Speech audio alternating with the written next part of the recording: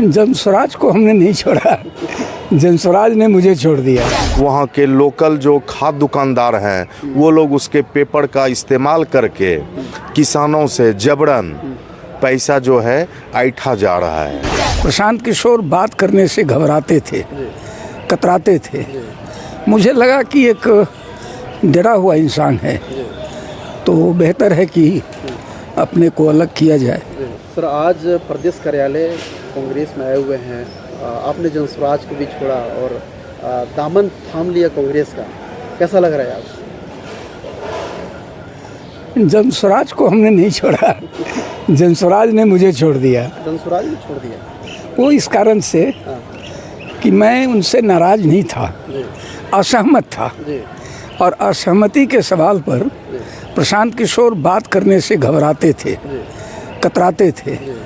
मुझे लगा कि एक डरा हुआ इंसान है, तो बेहतर है कि अपने को अलग किया जाए और काम किया जाए।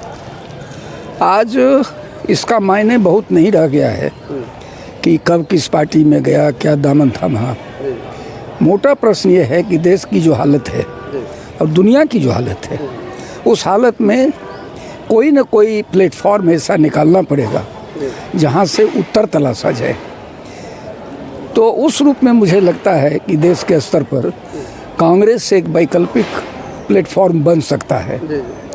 तो उसकी तलाश में हमारे जैसे लोग कांग्रेस में आए, क्योंकि मैं एक बता देना चाहता हूं कि हम लोगों का तो जन्म कांग्रेस विरोध से हुआ था और अनुभव से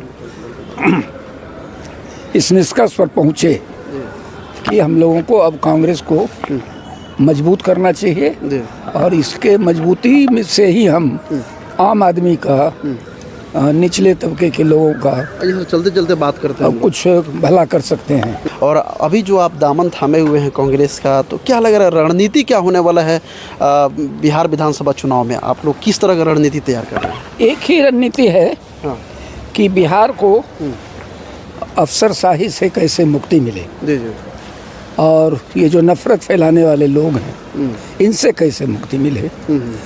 तो इसके लिए ही तैयारी है कि जनता को हम हिंदू या मुसलमान के रूप में नहीं देखना चाहते हैं, बैकवर्ड या फॉरवर्ड के रूप में नहीं देखना चाहते हैं, औरत या मर्द के रूप में नहीं देखना चाहते हैं।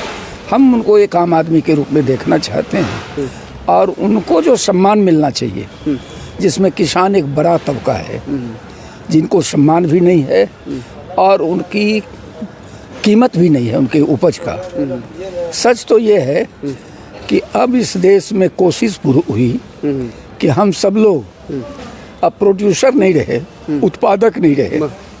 किसान अब उत्पादक नहीं है, वो एक तरह का लाभार्थी हो गया है, वोटर हो गया है, कंज्यूमर हो गया है, लेकिन वो नागरिक नहीं बचा है।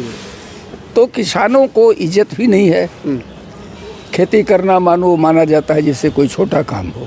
और किसान कितना सपोर्टिव हैं कांग्रेस पार्टी को लेकर, क्योंकि किसानों की आवाज़ हमेशा यहाँ से लेकर पंजाब तक हमेशा राहुल गांधी जी उठाते। देखिए, खतरे को हम जितना देख रहे हैं, खतरा उससे बड़ा है।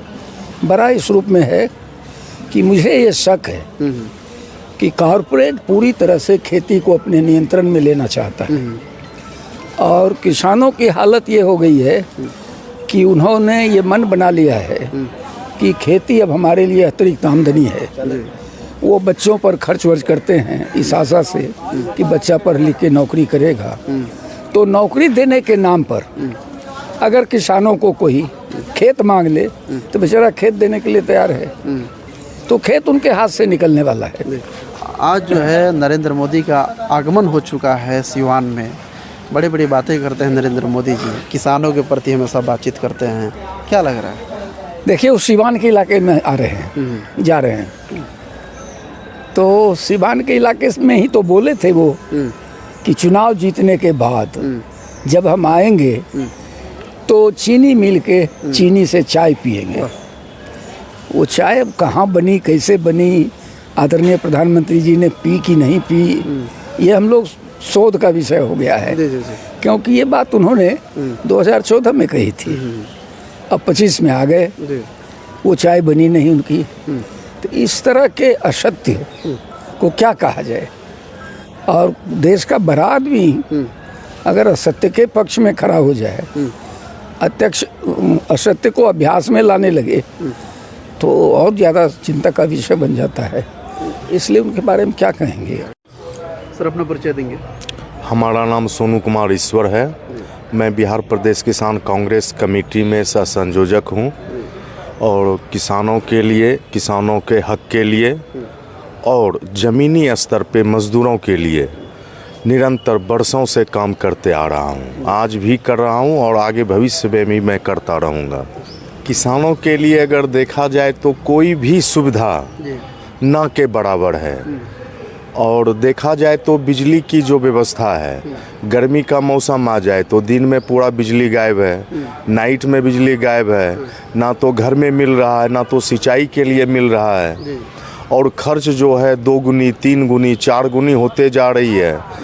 और फल और फसल की जो रेट है वो दिनों दिन और प्रतिदिन गिरते जा रही है। जो मूल समय, जैसे अभी आप देख लीजिए, अभी लीची और आम का फसल हुआ है। लीची में पत्थर पड़ा हम लोग के तरफ में, लीची का फसल 80% बर्बाद हो गया। किसान और व्यापारियों को अपना जो है मतलब जिसको छिड़काव बोलते हैं हम लोग, वो छिड़काव का पैसा जो है वापस नहीं मिल पाया।